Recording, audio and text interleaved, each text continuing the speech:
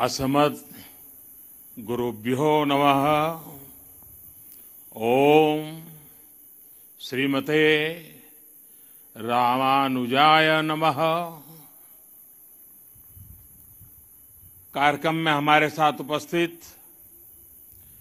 तेलंगाना की राज्यपाल डॉक्टर तमिलसाई जी,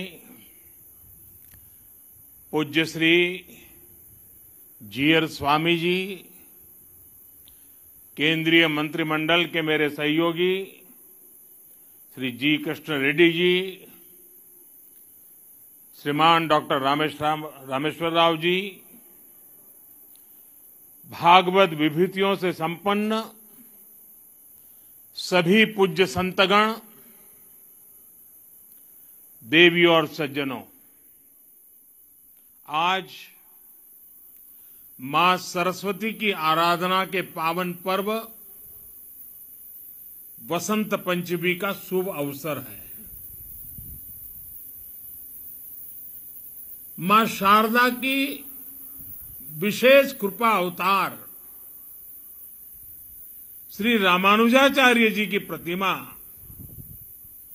इस अवसर पर स्थापित हो रही है।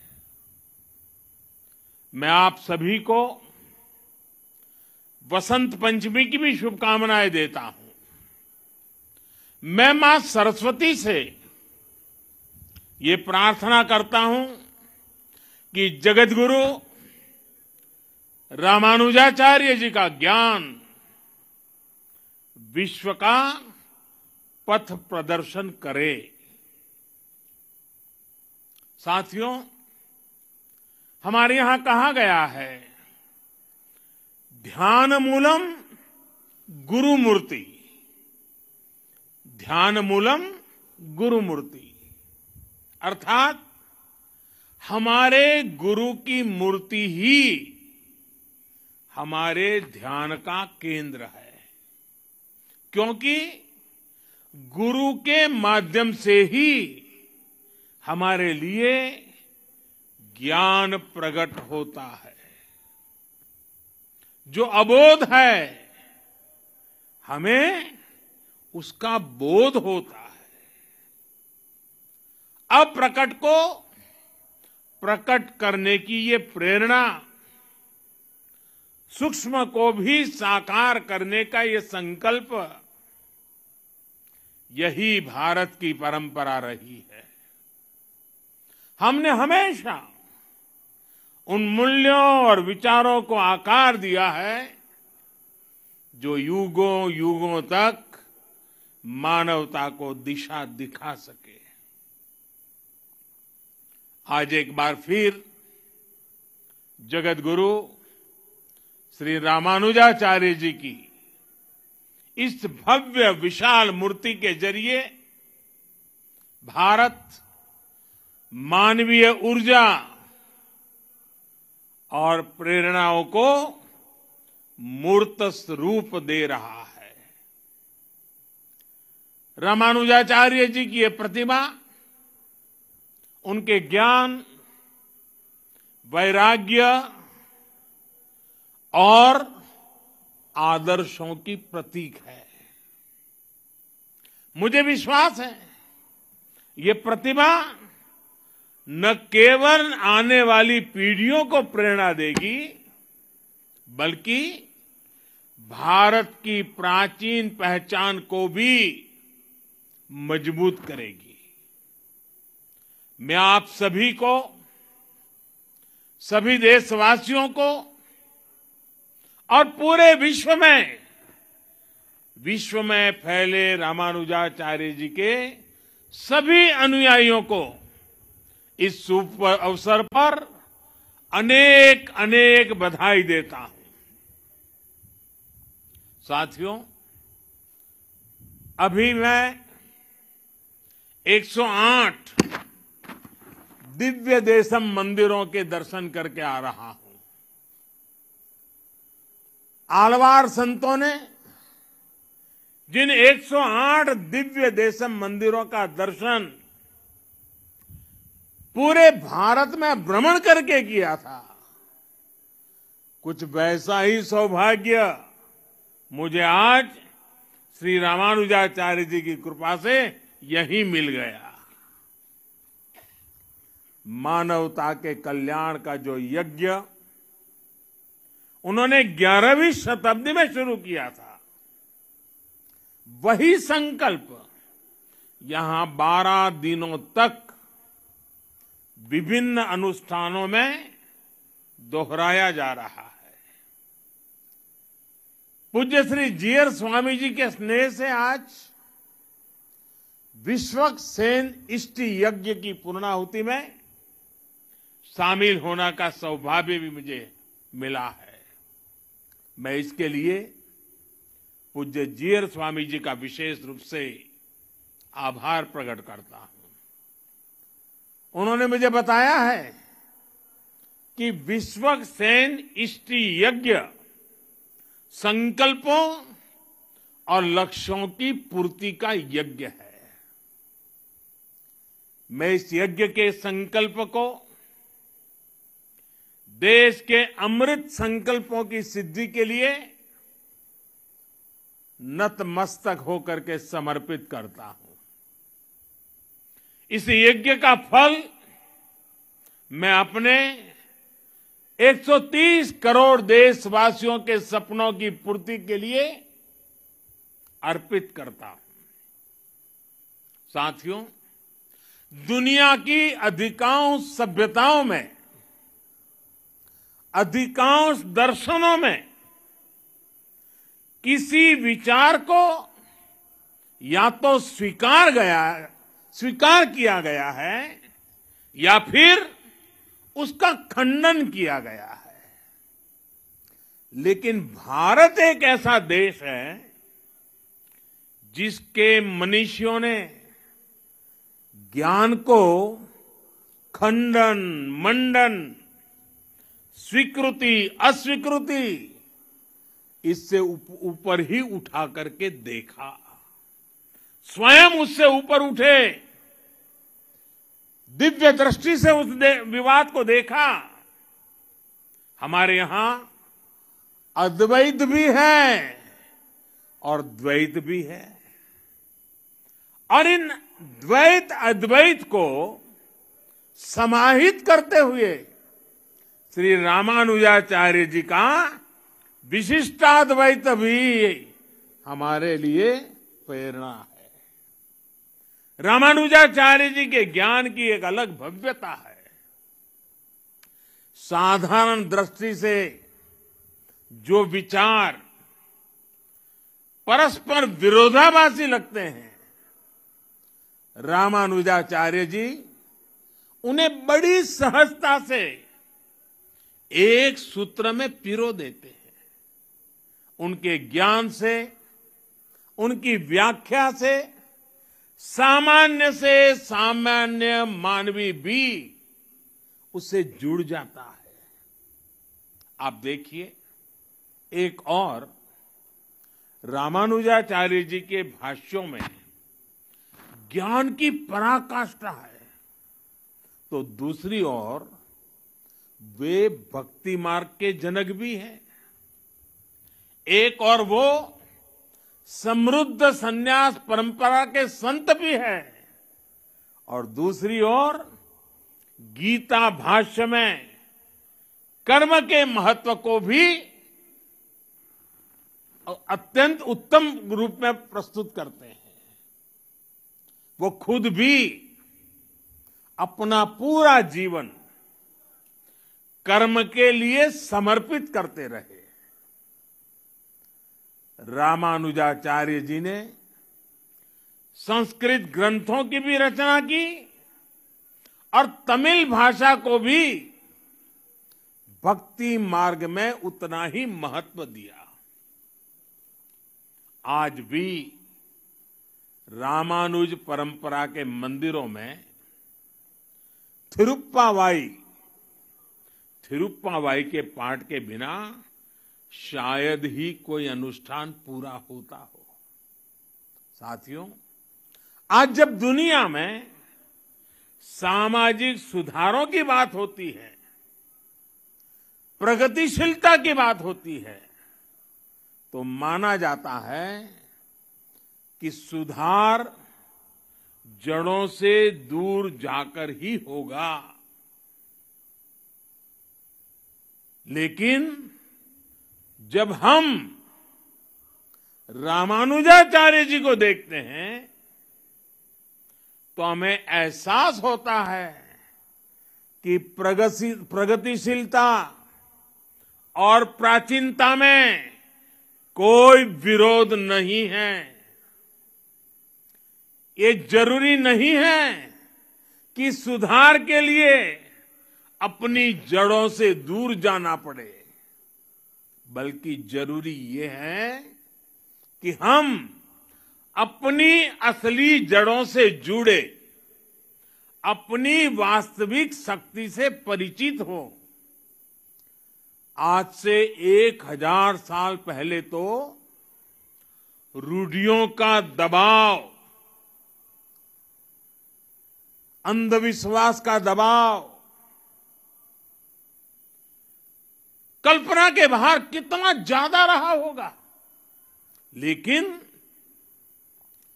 रामानुजाचार्य जी ने समाज में सुधार के लिए समाज को भारत के असली विचार से परिचित करवाया।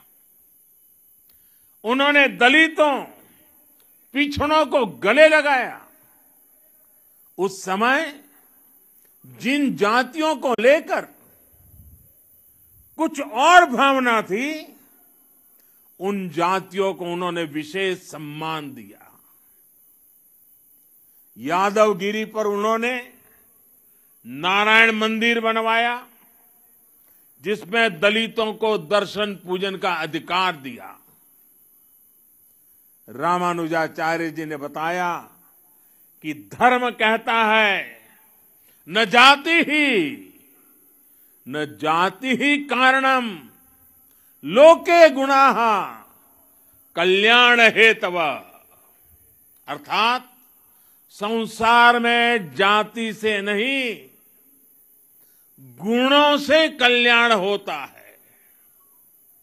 रामानुजाचार्य जी के गुरु श्री महापूर्ण जी ने एक बार दूसरी जाति के अपने एक मित्र का अंतिम संस्कार किया था। उस समय रामानुजाचार्य जी ने लोगों को भगवान श्री राम की याद दिलाई थी। उन्होंने कहा कि अगर भगवान राम अपने हाथों से जटायु का अंतिम संस्कार कर सकते हैं, तो फिर भेदभाव वाली सोच का आधार धर्म कैसे हो सकता है। ये अपने आप में बहुत बड़ा संदेश है। साथियों, हमारी संस्कृति की ये विशेषता रही है कि सुधार के लिए हमारे समाज के भीतर से ही लोग निकलते हैं। युगों से देखते आइए, समाज में जब भी कुछ बुराई के तत्व फैलने लगते हैं, कोई न कोई महापुरुष हमारी ही बीच में से पैदा होता है। और ये हजारों वर्षों का अनुभव है कि ऐसे सुधारकों को हमेशा उनके कालखंड में शायद स्वीकृति मिली हो या न मिली हो, चुनौतियां रही हो या न रही हो, संकट झेलने पड़े हो या न पड़े हो, विरोध भी सहना पड़ा हो, लेकिन उस विचार में, उस तत्व में उतनी ताकत रहती थी, उनका कन्विक्शन इतना जबरदस्त होता था कि वो समाज की बुराइयों के खिलाफ लड़ने के लिए अपनी पूरी शक्ति लगा देते थे। लेकिन जब समाज इसे समझ पाता है, तो जिसका कभी विरोध होता है, उसको स्वीकृति भी उतनी तेजी से मिलती है, सम्मान और आदर भी उतना ही मिलता है। ये इस बात का सबूत है कि बुराइयों के पक्ष में, कुरीतियों के पक्ष में अंधविश्वास के पक्ष में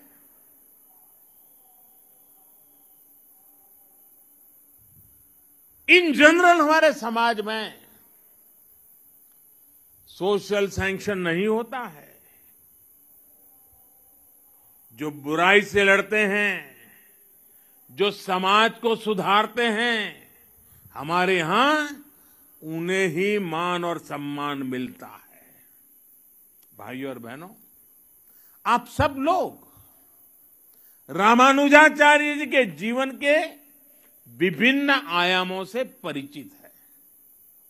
वो समाज को सही दिशा देने के लिए अध्यात्म के संदेशों का भी प्रयोग करते थे और व्यावहारिक जीवन का भी। जाति के नाम पर जिनके साथ भेदभाव होता था, रामानुजाचार्य जी ने उन्हें नाम दिया थिरुकलधार, यानी लक्ष्मी जी के कुल में जन्म लेने वाला श्रीकुल या देवीय जन। वो स्नान करके आते समय अपने शिष्य धनुर्दास के कंधे पर हाथ रखकर आते थे।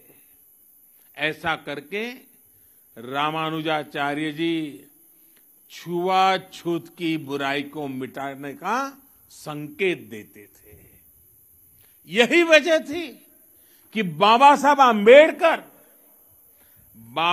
आंबेडकर जैसे समानता के आधुनिक नायक भी रामानुजाचार्य जी की भरपूर प्रशंसा करते थे और समाज को भी कहते थे कि अगर सीखना है तो रामानुजाचार्य जी की शिक्षा से सीखो।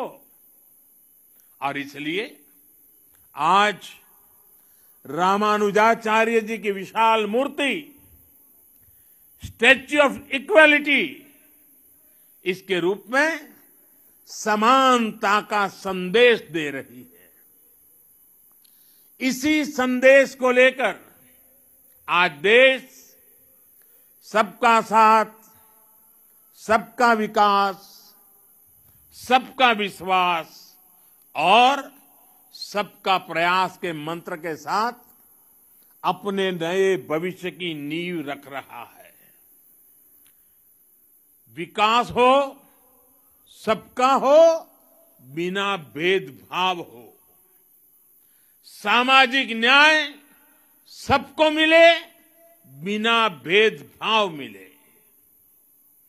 जिन्हें सदियों तक प्रताड़ित किया गया, वो पूरी गरिमा के साथ विकास के भागीदार बने। इसके लिए आज का बदलता हुआ भारत एकजुट प्रयास कर रहा है। आज सरकार जो योजनाएं चला रही है, उनका बहुत बड़ा लाभ हमारे दलित पिछड़े भाई बहनों को हो रहा है। चाहे पक्के घर देना हो या फिर उज्ज्वला का मुफ्त कनेक्शन, गैस कनेक्शन, चाहे 5 लाख रुपए तक मुफ्त इलाज की सुविधा हो या फिर बिजली का मुफ्त कनेक्शन, चाहे जनधन बैंक खाते खोलना हो या फिर स्वच्छ भारत अभियान के तहत करोड़ों शौचालयों का निर्माण करना हो। ऐसी योजनाओं ने दलित, पिछड़े, गरीब, शोषित, वंचित सभी का भला किया है। बिना भेदभाव सबको सशक्त किया है। साथियों, रामानुजाचार्य जी कहते थे, उरिय गल्लुकुल वेड़मिल्ले, अर्थात सभी जीव समान है। वो ब्रह्म और जीव की एकता की बात ही करके रुकते थे, ऐसा नहीं थे। वो वेदांत के इस सूत्र को स्वयं भी जीते थे। उनके लिए स्वयं में और दूसरों में कोई भेद नहीं था। यहां तक कि उन्हें अपने कल्याण से ज्यादा जीव के कल्याण की चिंता थी। उनके गुरु ने कितने ही प्रयासों के बाद जब उन्हें ज्ञान दिया तो उसे गुप्त रखने के लिए कहा, क्योंकि वो गुरु मंत्र उनके कल्याण का मंत्र था। उन्होंने साधना की थी, तपस्या की थी, जीवन समर्पित किया था और इसलिए ये गुरु मंत्र मिला था। लेकिन रामानुजाचार्य जी की सोच अलग थी। रामानुजाचार्य जी ने कहा, पतिश्चे एक एवाहम, पतिश्चे एक एवाहम, नरके गुरु पातकात्, सर्वे गच्छन्तु भवताम कृपया परमम पदम। यानी मैं अकेला नरक जाऊं तो भी कोई बात नहीं, लेकिन बाकी सबका कल्याण होना चाहिए। इसके बाद उन्होंने मंदिर के शिखर पर चढ़कर हर नारी को वो मंत्र सुनाया, हर नर को वो मंत्र सुनाया जो उनके गुरु ने उन्हें उनके कल्याण के लिए दिया था। समानता का ऐसा अमृत रामानुजाचार्य जी जैसा कोई महापुरुष ही निकाल सकता था, जिसने वेद वेदांत का वास्तविक दर्शन किया हो। साथियों, रामानुजाचार्य जी भारत की एकता, भारत की अखंडता का भी एक प्रदीप्त प्रेरणा है। उनका जन्म दक्षिण में हुआ, लेकिन उनका प्रभाव दक्षिण से उत्तर और पूरब से पश्चिम तक पूरे भारत पर है। अन्नामाचार्य जी ने तेलुगु में उनकी प्रशंसा की है। कनकदास जी ने कन्नड़ भाषा में रामानुजाचार्य जी की महिमा गाई है। गुजरात और राजस्थान में अगर आप जाएंगे तो वहां भी अनेक संतों के उपदेशों में रामानुजाचार्य जी के विचारों की सुगंध में महसूस होती है। और उत्तर में रामानंदीय परंपरा के गोस्वामी तुलसीदास जी से लेकर कबीरदास तक हर महान संत के लिए रामानुजाचार्य परम गुरु है। एक संत कैसे अपनी आध्यात्मिक ऊर्जा से पूरे भारत को एकता के सूत्र में पिरो देता है, रामानुजाचार्य जी के जीवन में हम ये देख सकते हैं। इसी आध्यात्मिक चेतना ने गुलामी के सैकड़ों वर्षों के कालखंड में भारत की चेतना को जागृत रखा था। साथियों, ये भी एक सुखद संयोग है, श्री रामानुजाचार्य जी पर यह समारोह उसी समय में हो रहा है जब देश अपनी आजादी के 75 साल मना रहा है। आजादी के अमृत महोत्सव में हम स्वाधीनता संग्राम के इतिहास को याद कर रहे हैं। आज देश अपने स्वाधीनता सेनानियों को कृतज्ञ श्रद्धांजलि दे रहा है। अपने इतिहास से हम अपने भविष्य के लिए प्रेरणा ले रहे हैं, ऊर्जा ले रहे हैं। इसलिए अमृत महोत्सव का यह आयोजन आजादी की लड़ाई के साथ साथ हजारों सालों की भारत की विरासत को भी समेटे हुए हैं। हम जानते हैं, भारत का स्वाधीनता संग्राम केवल अपनी सत्ता और अपने अधिकारों की लड़ाई भर नहीं था। इस लड़ाई में एक तरफ अपनी वैश्विक मानसिकता थी, तो दूसरी तरफ जी और जीने दो का विचार था। इसमें एक और ये नस्लीय श्रेष्ठता और भौतिकवाद का उन्माद था, तो दूसरी ओर मानवता और आध्यात्म में आस्था थी। और इस लड़ाई में भारत विजयी हुआ, भारत की परंपरा विजयी हुई।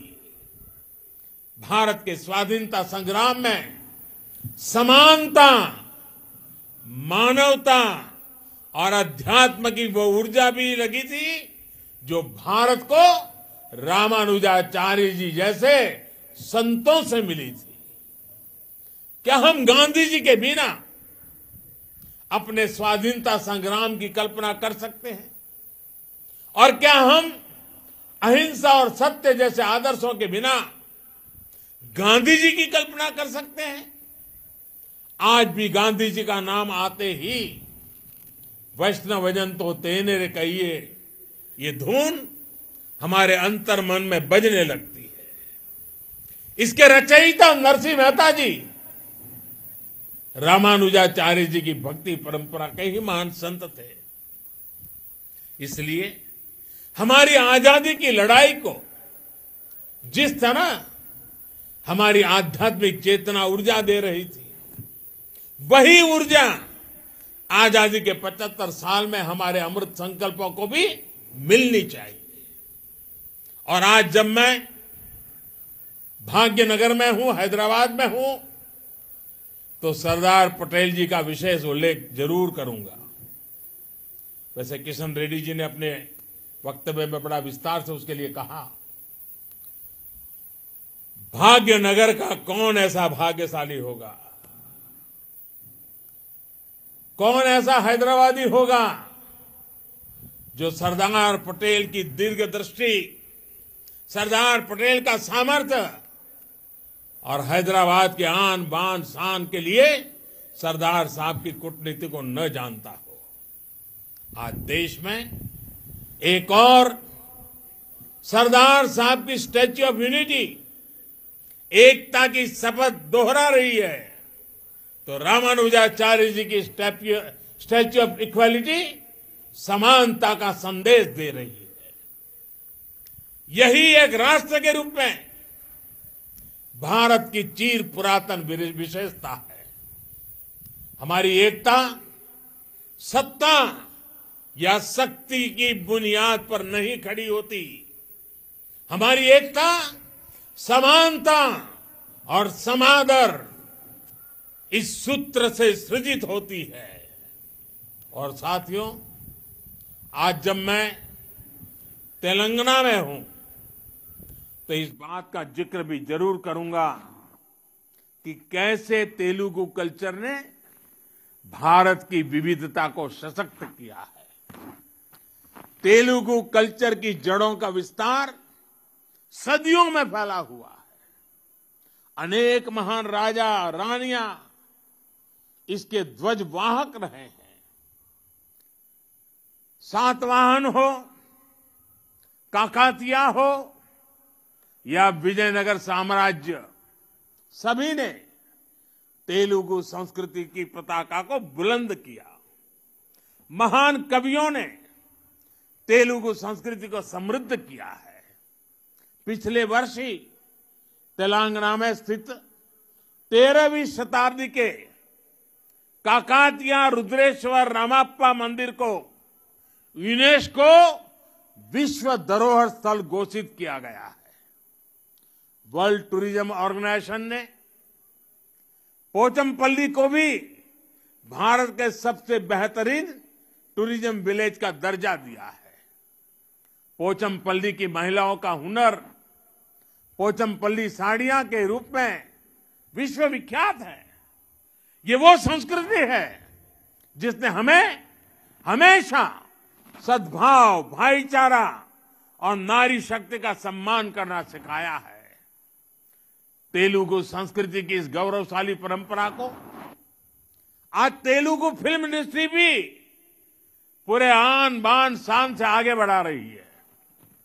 तेलुगु सिनेमा का दायरा सिर्फ उतना ही नहीं है जहां तेलुगु बोली जाती है, इसका विस्तार पूरे विश्व में है। सिल्वर स्क्रीन से लेकर ओटीटी प्लेटफॉर्म्स तक इस क्रिएटिविटी की चर्चा छाई हुई है। भारत के बाहर भी खूब प्रशंसा हो रही है। तेलुगु भाषी लोगों का अपनी कला और अपनी संस्कृति के प्रति ये समर्पण सभी के लिए प्रेरणा समान है। साथियों, आजादी के 75वें वर्ष में इस अमृत काल में श्री रामानुजाचार्य जी की ये प्रतिमा प्रत्येक देशवासी को निरंतर प्रेरित करेगी। मुझे पूरा भरोसा है आजादी के अमृत काल में हम उन कुरीतियों को भी पूरी तरह समाप्त कर पाएंगे जिन्हें खत्म करने के लिए श्री रामानुजाचार्य जी ने समाज को जागृत किया था। इसी भाव के साथ पूज्य स्वामी जी का आदर पूर्वक धन्यवाद करते हुए इस पवित्र अवसर में हिस्सेदार बनने के लिए आपने मुझे अवसर दिया। मैं आपका बहुत आभारी हूं। विश्व भर में फैले हुए प्रभु रामानुजाचार्य जी के विचारों से प्रभावित प्रेरित हर किसी को मैं अनेक अनेक शुभकामनाएं देता हूं। मेरी वाणी को विराम देता हूं। आप सबका बहुत बहुत धन्यवाद। बहिणाबाईंची जात्यावरची ओवी म्हणजे